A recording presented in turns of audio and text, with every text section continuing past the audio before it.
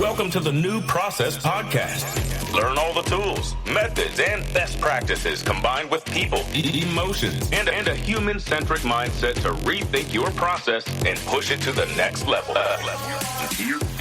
And here is your host, Mirko Kloppenberg. Yeah, welcome to episode 43 of the New Process Podcast. Today, it's all about how to use branding and storytelling to inspire people for processes. Therefore, I'm talking to Caroline Junge. Caro is founder and CEO of Oh Boy. Oh Boy is a branding company with a focus on brand identity and how to bring it to life. With storytelling and cool ideas for every touch point, they make corporate, personal, and employer brands more exciting. Before founding Oh Boy, Caro worked at Etango as team leader marketing with a focus on developing positioning and brand strategy. Before that, she worked as head of marketing and sales at a fashion startup with a focus on B2B brand positioning, and she established the brand in the German retail market in 600 stores such as KaDeWe and Galerie Lafayette. She studied music and creative industries at Popakademie Baden-Württemberg. What I also find super interesting is the fact that she recently completed a training as a grief coach and plans to revolutionize the German grief culture. I'll also try to shed some light on this and try to find out how this relates to branding and what we as process people can learn from it. Together with her husband and son, Caro lives in Mannheim, a city I really love because I studied there at the beginning of the 2000s and I really enjoyed these times. Some other things Caro excites are books and basketball, two topics she can never stop talking about. So, in this episode, you'll learn what the difference between branding and storytelling is, how Caro helps companies to find their brand voice and what you can take out of it for your processes, what the most helpful methods for successful branding and storytelling are, what Caro's tips are for getting people excited about processes based on her experience, and we also talk about what a grief coach is and what she has learned from this training and also what we can learn from her experiences there. Finally, it's all about how you can apply this to rethink your process. So enjoy the interview with Caroline Junge. And now, let's start to rethink processes. Yeah, welcome to the New Process Podcast, Caro. It's super cool to have you here. Finally, we made it. I have to say, I fell in love with your LinkedIn posts, and I have to find out how you're creating these lovely posts today. So welcome to the New Process Podcast, Caro. Thank you so much for the invitation, Mirko. I'm very glad to be here. Oh, that's so nice. Cool. Then, as always, let's start with a check-in. And there, the first question is, what do you prefer in an aircraft, aisle or window seat? For me, it's definitely aisle seat because I hate to be trapped somewhere inside. Yeah, I fully understand that. And what is your favorite airport? Actually, I don't have a favorite airport. Let's just say it's always the airport I'm currently at because that means I'm about to explore a new place. Oh, that sounds very good. Actually, I thought about that, and you're living in Mannheim, and I've been studying in Mannheim a few years ago, and I've been flying from Mannheim Airport to Hamburg several times. I'm not sure if this airport still exists, but at that time it was such a tiny little airport where you could basically walk from the check-in directly to the aircraft. And yeah, it still exists. Yeah, but I've never been there. Oh, okay. I think you can go to Hamburg, Berlin, or to Sylt. Sylt, yeah, and Sylt. That's also a good option. Yeah. I think I had one of the craziest flights from Mannheim to Frankfurt where the aircraft landed in stormy conditions, and I saw the runway right out of my window on the right-hand side, and the aircraft was going down, and it was going into the right direction in these stormy conditions. That was super crazy. But these are my memories to Mannheim. Yeah. Oh, yeah, you will always remember that.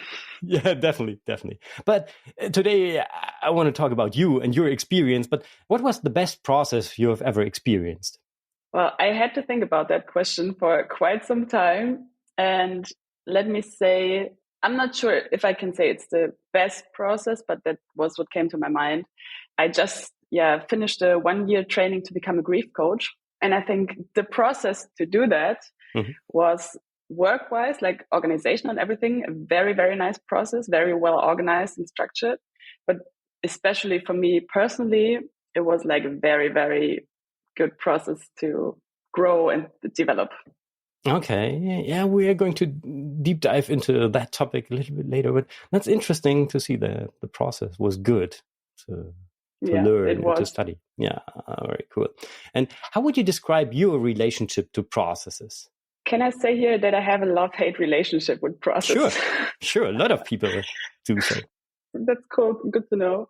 Like, I love process because I love it when things are structured, and I love efficiency. And I think that's a very good point to follow processes. But at the same time, I'm like some kind of a creative and chaotic head, and I'm not very good at sticking to processes. So I love it when it's structured, but I'm not very good at sticking to it because I think it somehow bores my brain. So my brain gives me new impulses, and it's like, oh, maybe you can just try this. And then I'm trying something new and not sticking to what I actually wanted to do. So it's kind of difficult sometimes. Okay, yeah, that's interesting. But I would say as long as the process provides enough flexibility for creativity, you can still follow it. Maybe that should be part of the process, to be able to walk around and go to left and right side. Just as you said it, I thought maybe that's the best process for me, is something that leaves enough room for flexibility, and then it's fine for me. Yeah. That sounds very good. Super cool. So on your LinkedIn profile, you call yourself in German, but I translate that to English, branding auntie and storyteller. So what are you doing in these two roles? Are these two roles? Is it one? Well, it's one and a million roles. It's like everything and one thing. So basically I work with like brands, like companies, or for corporate branding, or employer brands, or also personal brands, or with companies who want to become a brand, who like brands to be, and I'm helping them to develop their brand identity. So what we want to do is we want to give their branding like a huge dose of authenticity. Like, I know it's a buzzword, but I still think it's very important. And to develop a clear brand vibe, that you have some kind of emotional reaction to the brand, that you feel something when you are in contact with it. And when we are working on the identity to find out what is that kind of vibe you want to spread, the next step is to bring that to life at every touch point. So that's where I use storytelling. That's where I'm that storyteller, a woman, and to find the right words for the brands to find the right brand voice, like really what's the tone of voice we're using to talk, and in any type of text actually, or maybe also concepts to make the touch points more exciting, to make the brand vibe come out. That's what we do. Yeah. Okay, that's super interesting. What would you say is the core of your approach? I'm glad you're asking me that now, because if you would have asked like a year ago, I think I couldn't have told you like very precise. Now I can tell you it's exciting brands. That means on the one hand, we think, like I'm always saying we, because we're a 2-woman show at Oh Boy, we think that every brand already has something exciting in its core. So I think in contact with a lot of brands, you feel like, oh, that's boring. Or the topic is super boring, super conservative, so you don't feel like it's very exciting for you. But actually, I think every topic and every brand does have something exciting in it. And if you can't feel it, like it's often that most brands haven't just looked out for it yet. So that's the one thing. And on the other hand, I think that's also what exciting brands stands for, that a lot of brands just lack ideas how to transfer that excitement that they actually have to the touch points they have. So they know what it is about, but they can't transfer it so you can feel it on the other side. And here comes the sponsor of today's New Process podcast episode. I must share something really cool with you today. I've been using the Language Tool browser plugin for a while, and it just became New Process Partner of the Month. Language Tool is an AI-powered writing assistant for all common browsers and word processors. I use it a lot for writing my emails in the Outlook web app. And even more interesting, I'm using it in my process modeling sessions directly in all web-based BPM tools. So while mapping processes, Language Tool continuously checks my writing. Errors will be underlined in different colors. Language Tool highlights spelling and grammar errors as well as comma placement in several languages. It automatically detects in which language you are writing. It marks style issues and offers suggestions for improvement. You can even ask for synonyms or let the AI rewrite your text by double-clicking. So it's super easy, just click onto the underlined words and get suggestions for improvement. Language Tool makes writing for detailed descriptions of activities and process super easy, and the workshop participants are always curious to see what Language Tool brings up as ideas for improvement. It works perfectly in the browser without the need for administrator rights. You can use its free version, but I truly recommend using the premium version for advanced grammar and spelling checks and even more suggestions. I really love it. To try it out, just go to newprocesslab.com/language tool. Yeah. That sounds a lot like the problems we process guys have, but okay, we'll talk about that in a few minutes.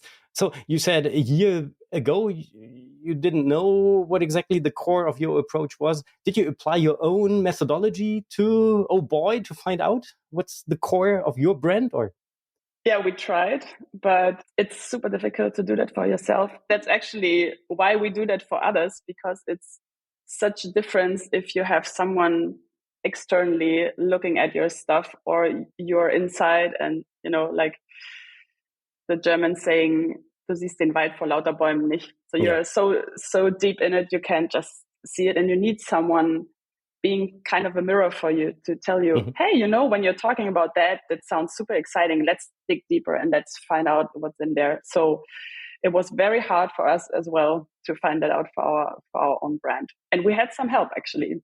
Okay, yeah, then that's good. I think it's always good to get some external help, to get some other perspectives onto what you're doing. That's super cool. And what was, just to give an example to our audience, what was your favorite project you've been working on? That's also a tough question because we had a lot of projects until now. I think topic-wise and also with the people, it was a project where we worked on a brand, and their service is they turn old shipping containers into tiny houses. And I loved the topic. Like it was really, really, and also really funny to work with the people there. So we worked on their brand and also brand voice. That was very cool. And the other very nice project was a startup from Mannheim here. It's called Kyoto. Maybe you want to have a look at the website. And they developed a new smart lock, like they're in the smart home market. And we were there from the beginning of the branding process, like the first brand workshop over like 2 years or something, developing everything together with a graphic designer, the whole look and feel. We did the concept for the website, all the structure. We wrote all the text. We developed the whole tonality. We found some claims for ads and everything. So it was like the whole package. And it was so much fun to see everything come to life with every month. So that was, I'm very proud of that project, actually. Okay, that's cool. I'm going to put the link into the show notes so the people can look up the example. That's cool. And I would love to understand what kind of tools or methodologies are you using for branding and storytelling? I guess we have to differentiate between storytelling on the one hand side and branding maybe is the overall part. I don't know. So how would you approach that, and which kind of tools are you using for branding and storytelling? I think you can actually answer for both of them. And I also have to say, storytelling is actually a method itself. So it's part of the answer. And it might appear a little boring what I'm going to say now, but the most helpful methods for successful branding and storytelling as well are observing, listening, and asking. So it's like really basic methods, but that's what it's actually all about, combined with, of course, experience, gut feeling, and a lot of imagination. But, it's also what I said before. It's every brand has a brand core already. They might just not have found out about it.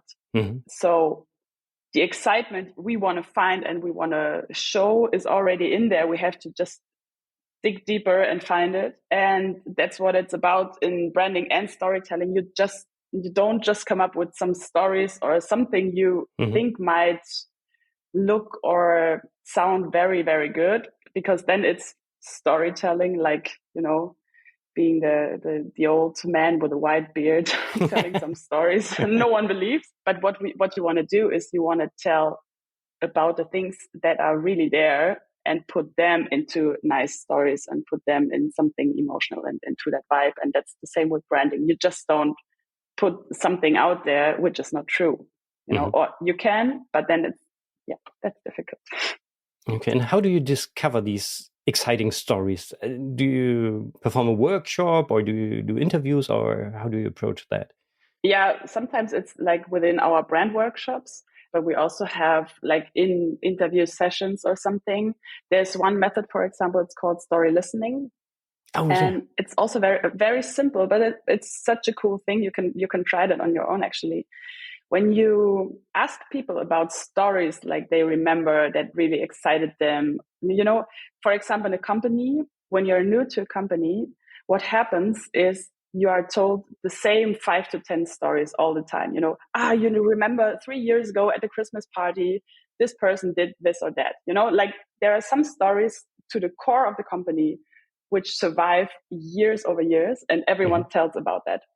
And if you get into that, if you get people into remembering stories they had and telling you them, the other people will also remember something else. And then everyone is telling like stories. And it's so different to ask them, what do you think are your values or what is important for your company? But to hear a story and then like just take the essence of the story out and like, you're very, very like that, or this is very important to you, right? So like the brand core is mainly to be found in the stories. And that's a cool thing to do, because it's also so cool to see people when they remember stuff they like, and they, you see their eyes, they're like, oh my God, that was so cool. You remember that? Oh, we had that. Or do you remember that funny story?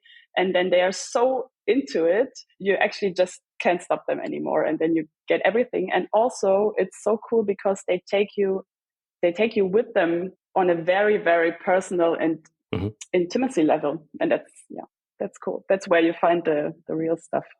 Yeah. I love that, and we'll talk about how to apply that to processes in a second. But before, I'd love to find out, as I already said, I really fell in love with your posts on LinkedIn. So how you write, how you find the right words, and how lovely you play with the words. It's hard to express that in English for me, but it's just super cool to read your post there. What is your recipe for writing these lovely stories or articles? How do you find the right words? What are the ingredients to write in a way like you do? The secret sauce. Yeah, exactly. To writing. First, thank you so much, because this kind of feedback is one of the most beautiful things for me, because I just love words. I really love words. So yeah, that's very heartwarming for me to hear that. Thank you. The secret sauce. I'd really love to tell you what it is, but the truth is, I can't tell. Like, I don't have a structured process I can tell you about now, how to sit down and do it. Or maybe I do have a process, but it's very, it's not very clear. Let me say that, because writing really is creative work, of course. So I would say it's more a trusted process work. So it's like, you're sitting down, having a blank page in front of you. And I think a lot of people, also writers, are afraid of blank pages and are like, what am I going to do now? It's not like you're sitting down and have like 10,000 creative sentences in your head and like, oh, let me just put it down and then it's done. So you just start typing or writing, handwriting. And I think the process is to just not stop, like, especially when you think it's super stupid what you're writing right now, just don't stop, because that's my process. I've learned for me that my path to unique writing and to like words that are special leads through a valley of a lot of nonsense. Like, I'm writing nonsense and I know I'm writing nonsense, but I'm like, okay, I know that process. I'm just doing it. And I think that's what happens with a lot of writers. Like, what people see is the result, and they think for these people it's just super easy to find the right words and to, just sit down 2 minutes and write down a like kick-ass text. But trust me, like most of the time, what you see is the outcome of a very, very long process, like full of also like self-doubt and discarding, rewriting, thinking over it again. Yeah. So I think that's the process. Okay. So next time I try to write a text in your style, I have to tell ChatGPT, do it like Caro is doing it? Or are you using ChatGPT for idea generation as co-pilot or? I tried, and sometimes I'm back to trying it again. But actually, I like it for research, for for having a very fast overview on what is that topic about, or But for my writing process, it actually disturbs me because then I'm like, maybe I could have a quick take here and just use what's there and make it better. But I'm noticing in the end, it disturbed the process for me, and I'm not, what I just described, I'm not getting there because I haven't done the process. So for like creative writing, I'm not using it. Yeah, same for me. So in the end, whatever ChatGPT comes up with, that's not mine. So it's not really Mirko, and that's not authentic. And that's why I sometimes use it to add some emojis that fit to my text. So I just put it there. Cool idea. Suggest some emojis that fit to this, and that makes it easy. I always use the same 3 emojis. Okay. I love to play around a little bit with that, come up with some varieties there. So that was my approach with ChatGPT. Okay, cool. But with regards to processes, so as I already told you, and I think as most of our listeners experience on their own, process management is often perceived as a really boring topic, dusty, and no one wants to work according to processes. So that's why I'm doing a lot of research on how to get people excited about processes. And what would you recommend to a person who is responsible for process management in an organization? So is operating a process management tool, trying to get the people excited about processes. What's your recommendation on how to get people excited with regards to your methods? I think it's always about your own excitement. Like you just told me, and I think you can feel it. You are excited about processes. You are excited about finding out how you can, just a little bit. Finding new ways also to talk to that, about that with people. And I think that's also what you can use when you are someone who works with processes and want to or need to excite other people about it, because normally, as you said, they are not that excited about a topic. So you can just go and, for yourself, ask yourself, what is it that excites me about it? What do I have in mind when I think about processes? What do I think we can reach? What do you think is what is the vision I have? Where can we go if we keep getting better with that? And I think if you answer these topics for yourself, you can also go out and take people with you on an emotional base. It's always the same thing also with presentations, with every stuff. Like this is the storytelling part. Just don't tell hard facts like, okay, process management was found in 1968 and the guy who formed it was la la la la, and these are the stages we have to go. You can be like, okay, we have different stages in process management. Imagine we'd be on a journey, and then you just put a roadmap there, or maybe just, take your travel photos from your last journey and put that process into that, maybe, make it personal and make it emotional for the others so they can feel how this is exciting for you. And they can feel why this is also exciting for them, for their work, what's in it for them. And maybe just get a little bit of the excitement as well. You don't have to get them as excited as you are, but maybe a little bit.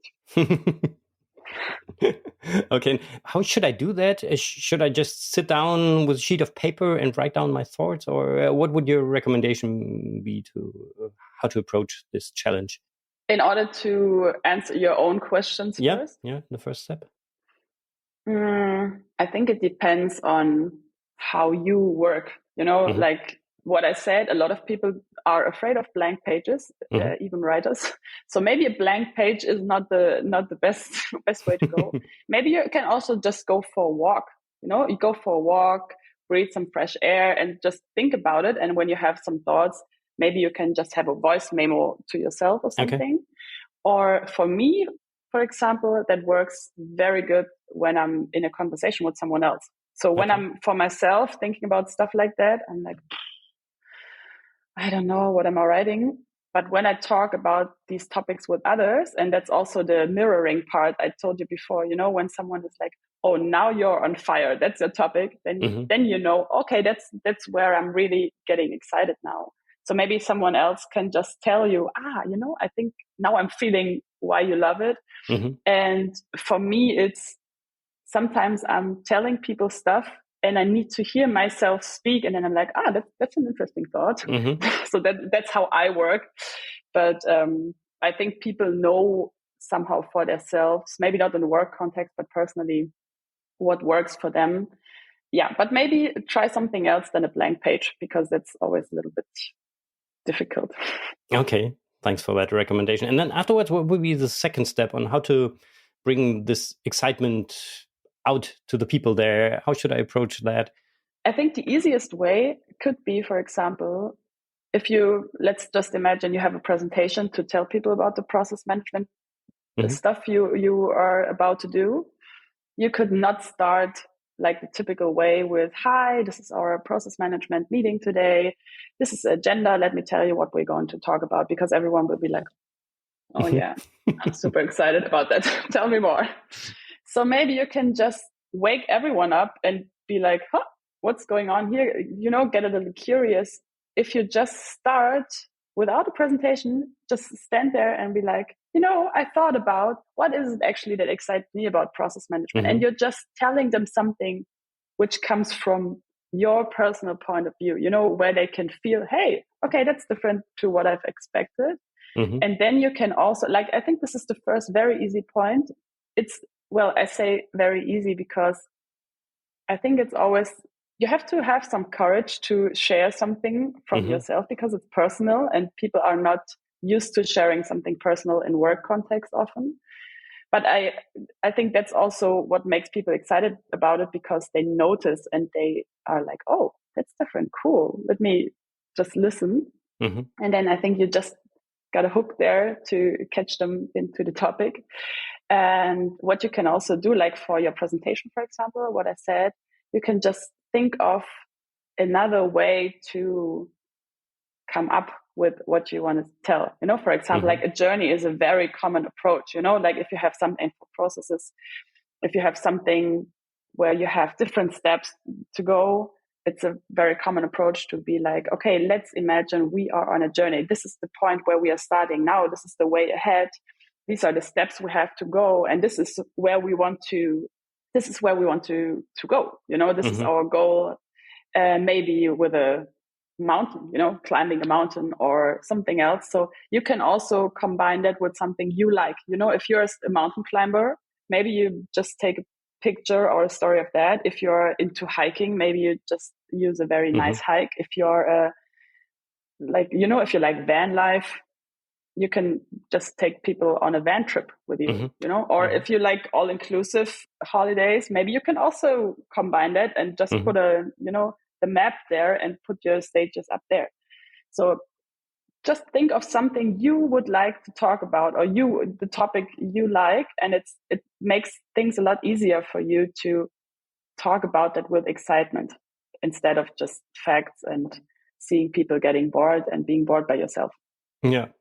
I just thought, I like processes. I like talking about processes, and it's really hard to talk about process be excited about process and use that as example. But I understand your approach. That's a good idea. Thank you very much. And I already, while you were talking, thought about how to transfer that to a specific process as well. So it could be applied to process management overall, but for sure to a specific business process like HR hiring process and so on. So I guess methodology would always be the same, or? Yeah, sure. Yeah. Okay. Wow, that's cool. We definitely have to dig deeper into this in the future. But for today, in the introduction, I already said that you recently completed a training as grief coach. And right. I'm not sure, but I thought, oh, that's interesting. It's a little bit strange. That's not common, I would say, to be trained as a grief coach. But how did you come up with that idea?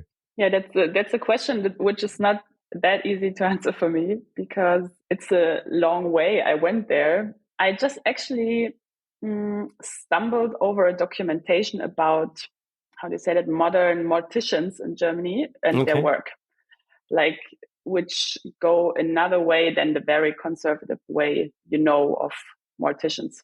Okay. And I got super excited about that topic. I saw the documentation. I was like, wow, that's interesting. I actually had the thought, maybe I could be a mortician at some point in my life. And then I thought, okay, that might be a little bit strange for everyone around me. Like, I did branding and now I'm a mortician. So I decided to do what I like to do when topics excite me. I read a lot of books about it. Okay. So I ordered a lot of books or bought some ebooks about it. And like for a year or something, I read a lot about like death, morticians, their work, grief stuff. And I love that you said this is a little bit strange, because I think that's what a lot of people think. How can you get excited about a topic like death and grief? Yeah. And I don't know, but you can. And I've met a lot of other people who could as well. So it's not just strange me. And then like on the way reading books and everything, I've learned that there's work called grief coaching. And I didn't know that. Did you know that before I told you I did that training? I'm not sure. I experienced something in the past when I was quite young, and I know that there was support to handle the situation, but luckily I've never had the necessity to take that kind of support for my own. So I'm not sure. No. Yeah, I mean that's a good thing to hear, because of course that's some work you actually don't want to need, but I think it's super good when it's there in case it's needed. And what I experienced, just like for myself, a lot of people just don't know that grief coaching or grief counseling exists. So they don't know that there are external people working for support in that kind of situation, because grief and all the topics around it are something which is dealt with on a very, very family and personal level, and you don't take it to the outside normally. Yeah, so I stumbled over that information that there's grief coaching, and I thought like, it was like an instant, that's what I want to do. This is what I want to do. And then I've researched for trainings, and I've started that training over a year. Wow, that's super interesting. And also the trigger itself is super interesting by stumbling over the topic and just wanted to know more. I thought maybe she experienced something bad, a loss of a person, and now she wants to learn more about that. But that's a different approach. That's cool. And how does this fit to what you do in your normal life? Like now it's part of your normal life. I'm sorry for that, but how does it fit to branding? Yeah, I've already asked myself that for quite some time. And of course, people ask me that because for most of the people, it's like two very different things. But actually, I found out for myself, it fits pretty well because, like in grief and death are two topics which are like something no one wants to talk about. And what we can do with that is I can use my expertise as a branding and storytelling specialist and find new ways how to talk about it, like dig out the parts that can even excite people who don't want to talk about it. Because actually, and that's the good thing, like not the good thing, but in terms of branding, like everyone has some experience with that kind of topic. So what we are talking about. And I think it's the same thing we've talked about before. You just have to find ways to make it exciting and interesting for people. Because what I've learned since I did that training, it's not that people don't want to talk about it at all. It's just they don't dare. It's very hard for them because we haven't learned that pretty well.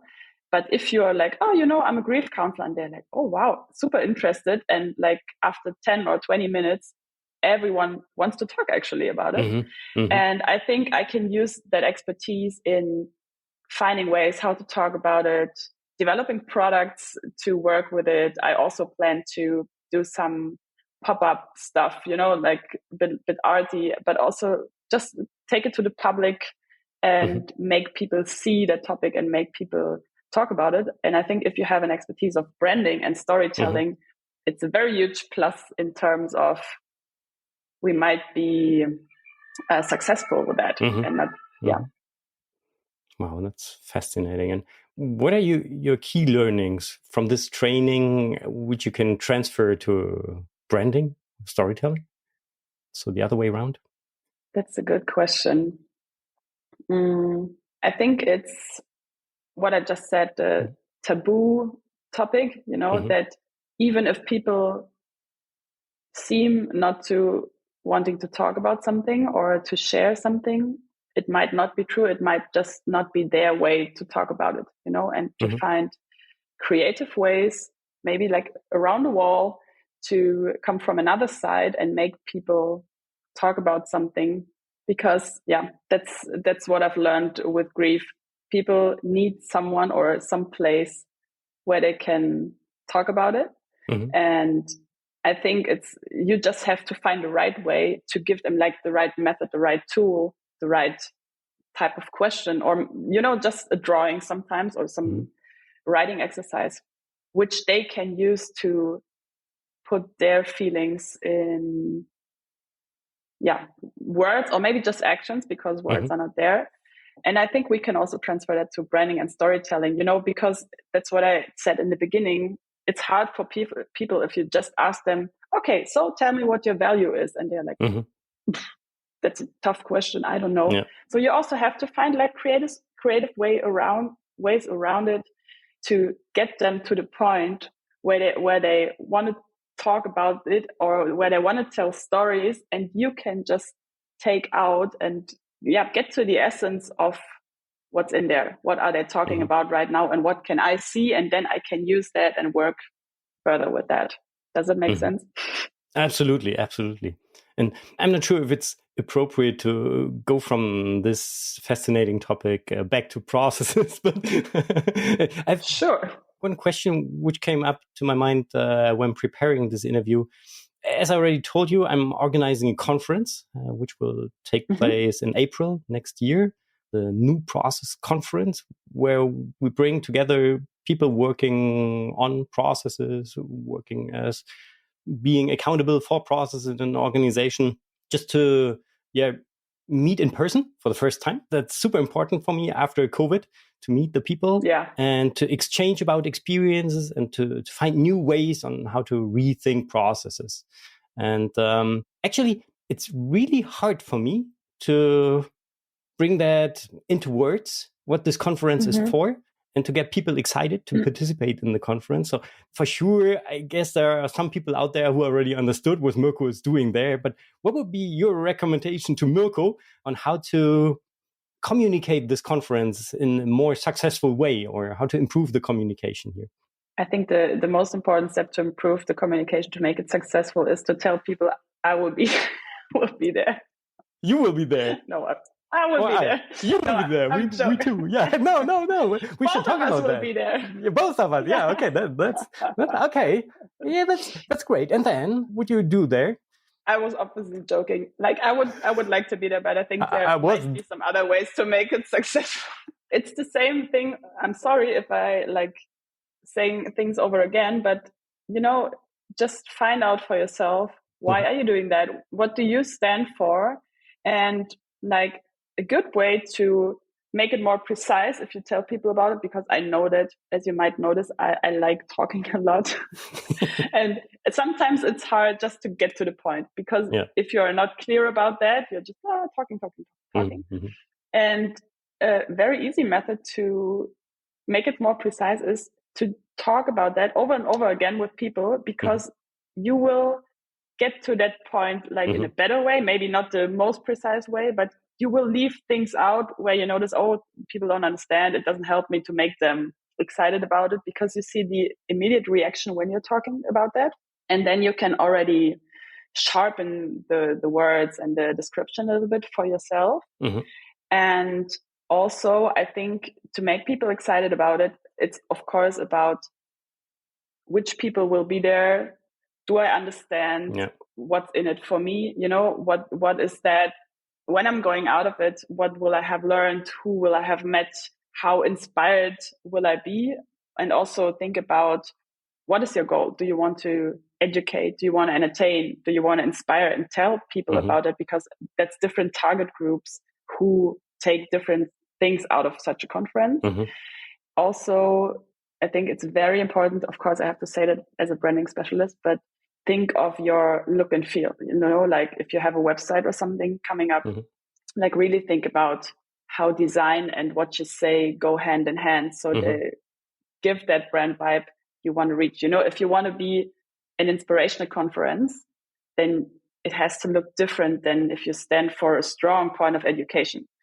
So you should think about that and really work on how does it look and what do I say, so people get on a website and get excited about it, as we usually say here a lot of times. And I think also a very important point, dare to be unique. Like don't just go to 20 conference websites and be like, oh, this is nice, I have to do it like this. Oh, maybe I can do it like this, and just put everything together. It's good for inspiration, but at some point, just leave it there. You got your inspiration in your head, and just dare to do what you think might be very good for your brand and for your conference, because then people will also know, okay, that's different. That's something else, because otherwise it might just look like the next conference, how conferences look today, and then I think that topic is so unique and so interesting. If also already your way to do this podcast with people who are not in process management at all is such a creative way to deal with the topic. So you can also find a lot more creative ways to put that in a conference, maybe not just keynotes and stages. Maybe you could also do a live podcast session there, because you always do that. People know that. So. Yeah. Okay. Damn, I should have asked you earlier.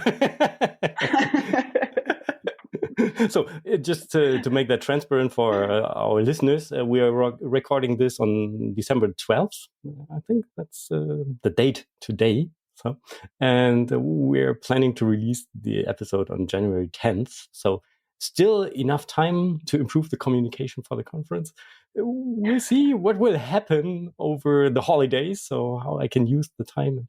Maybe there's something surprising coming out after releasing this episode in January to get more people excited about processes and to participate in the conference. And it would be great if you would join us there, if you really, and I'm not joking there. Maybe we can talk about that after the interview.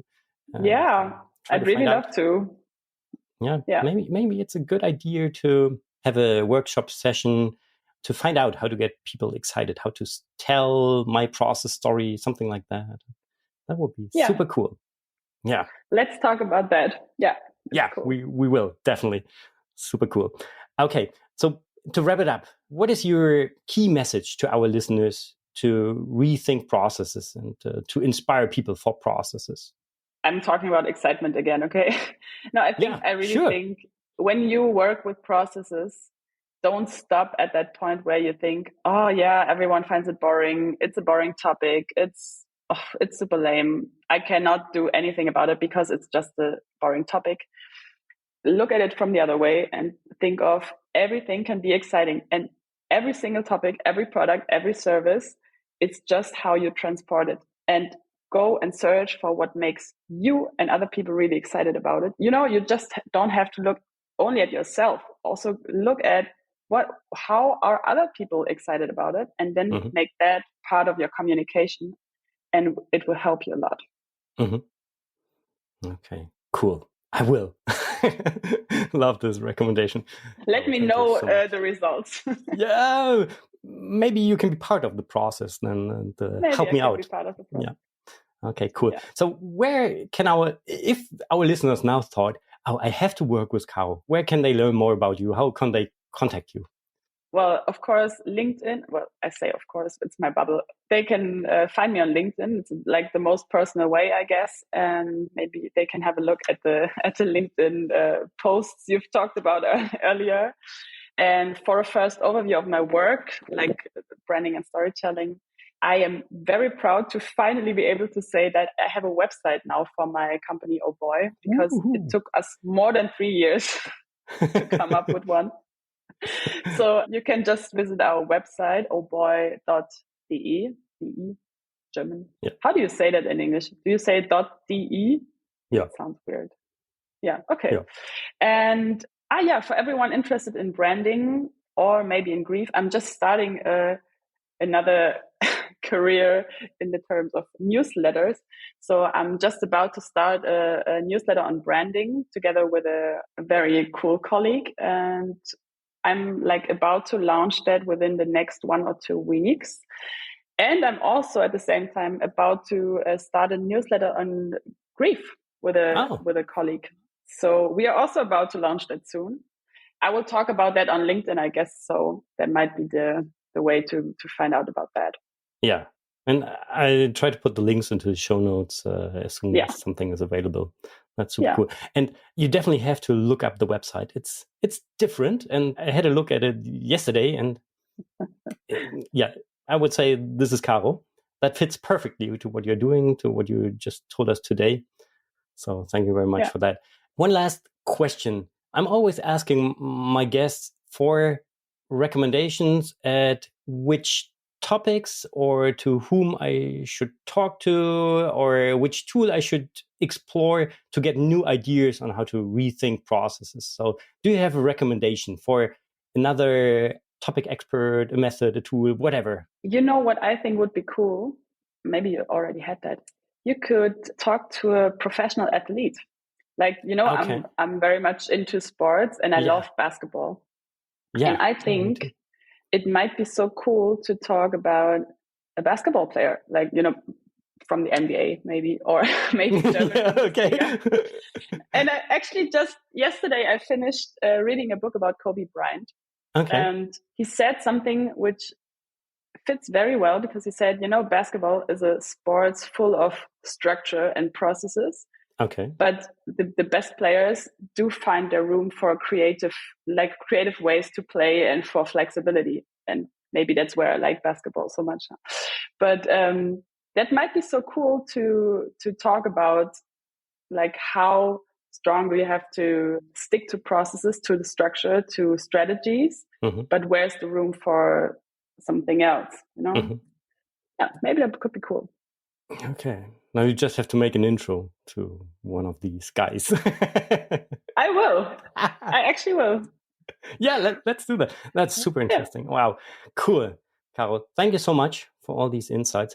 Before we leave the aircraft, I'm not sure if you realized that we smoothly landed. It was not as stormy as that time when I flew from Mannheim to Hamburg a few years ago. It was quite good conditions today. Is there anything else you would like to share with our listeners before we leave the aircraft?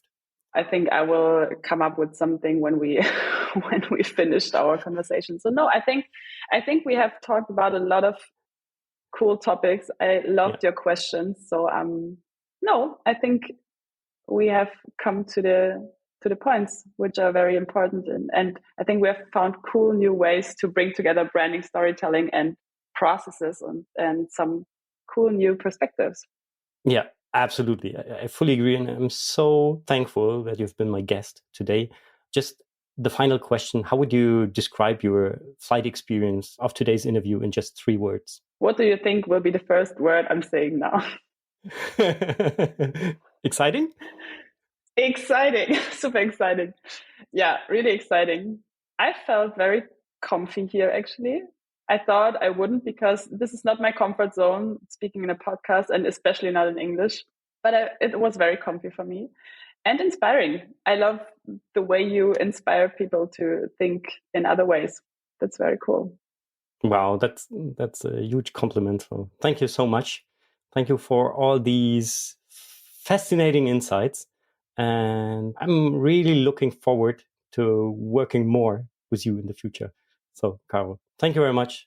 Have a great day. Bye-bye. Thank you so much, Mirko. Bye-bye. Let's recap today's new process inspiration. Yeah, that was super interesting. And it really showed me again how important it is to get people excited about processes. And even if I'm working on this question all day myself, I still experience difficulties in putting my excitement into words. So definitely helps to have an outside view onto what you are doing to specify what you are really excited about. Caro also mentioned story listening as a method to find out more about your brand or your process. So actually, there is already a whole New Process podcast episode on story listening. In episode 23, I talked to Astrid Kirchhoff about this fascinating technique, and I'll put the link into the show notes. And I can definitely relate to the getting started problem Caro mentioned with a white sheet of paper. And I think it's super helpful to accept this fact and to see it as a method to talk to others, to sort out your ideas and to focus on what really matters, or just go for a walk on your own, or as I love to do it, to just take a shower.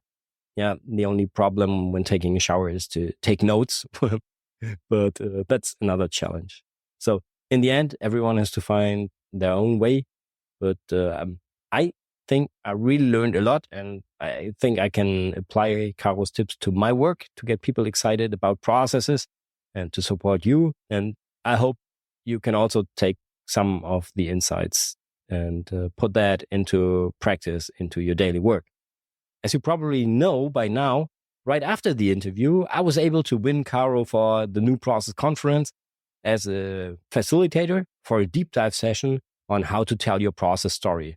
So the idea is that we're going to have a deep dive session where you can directly apply Caro's knowledge to your process to develop ideas to get people excited.